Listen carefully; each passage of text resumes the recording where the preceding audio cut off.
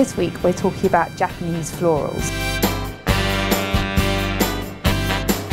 So I know you lot roll your eyes at me a bit when I say things like Japanese florals, the new tropical florals, but actually Japanese florals are as different from tropical florals as the food in Tokyo is from the food in Hawaii. And anyway, Japanese florals are the new tropical florals, so bear with me, I'm afraid. The thing is that flower prints are completely omnipresent in women's fashion, have been and will be, and every season designers pull out a different strand of them to match what's happening in fashion at the moment. And this season in autumn it's a kind of moving to a kind of much darker, more somber mood than we had before. And for that reason I think the fashion world has picked up on a kind of Japanese floral, and I'm using this in a completely kind of loose mood sense. I know nothing about flowers, FYI, to reflect that mood. So it's a kind of more solemn kind of floral print. This dress I'm wearing today, which is by Saunders, I think is an example of that. There's lots of this around on both the design level and the high street, so let's look at a few.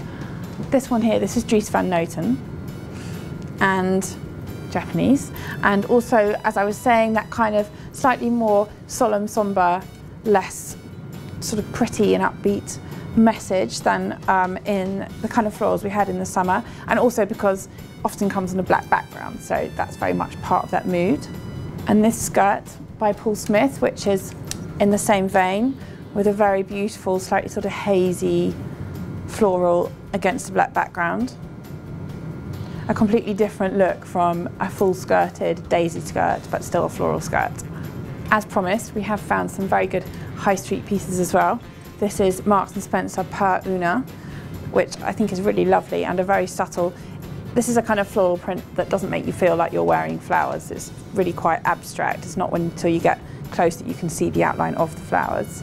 And this one here, which is Paul and Joe, again on a dark background, which gives it that kind of more downbeat, sort of somber feel.